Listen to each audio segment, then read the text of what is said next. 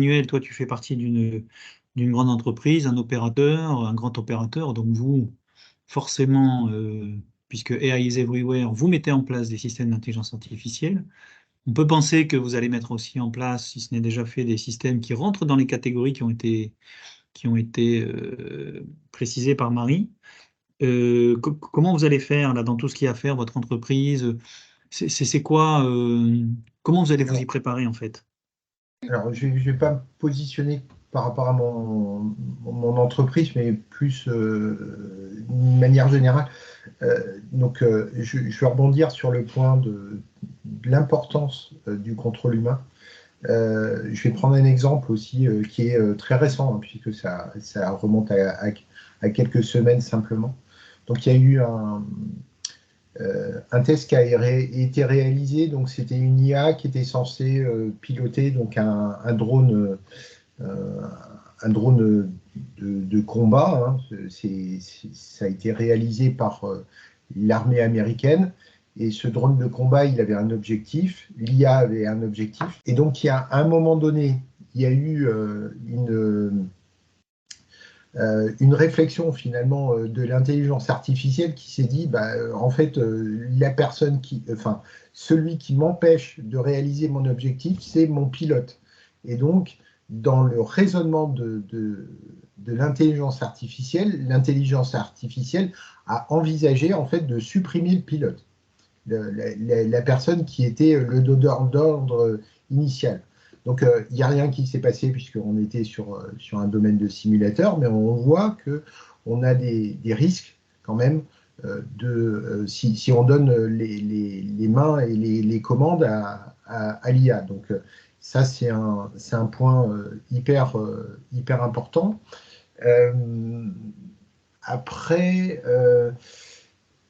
il y a une proposition qui a été faite par Laurence de Villers et qui apparemment n'est pas reprise en fait dans l'AI Act. C'est un fonctionnement sous la forme des mines qu'on a pour les voitures. Donc, quand on met une voiture sur le marché, on va au service des mines et les mines vérifient tout un ensemble de critères pour la mise sur le marché. Et donc, en fait, en définitive, c'est une entité neutre, extérieure à l'entreprise qui fait la vérification. Là, de ce que je comprends de l'IA Act, c'est les entreprises elles-mêmes qui prennent la responsabilité de faire les contrôles. Donc, on pourrait imaginer que pour des raisons financières ou de mise sur le marché urgente, elles ne fassent pas tous les contrôles nécessaires. Laurence de Villers propose de fonctionner sous la forme d'un contrôle des mines et que ce contrôle soit très régulier parce que la particularité aussi de l'IA, c'est qu'elle évolue. Et une IA, on prend l'exemple en fait de l'IA en question là, qui pilotait le drone de combat. Peut-être qu'au départ, elle n'était pas sur l'idée de supprimer le pilote. Et en travaillant, en reprenant ces données, elle a pris cette décision.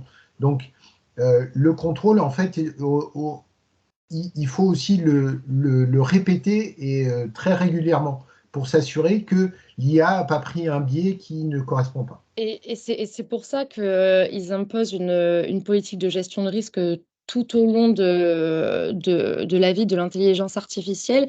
Et je pense que, de toute manière, les entreprises seront obligées de s'y conformer parce que les sanctions, elles sont colossales en cas de non-respect.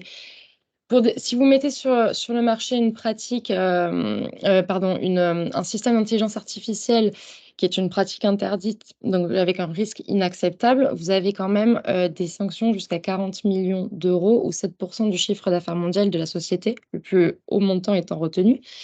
Sur les IA jugées à risque, pardon, à haut risque, vous avez, alors attendez, 20 millions d'euros et 4% quand même du chiffre d'affaires.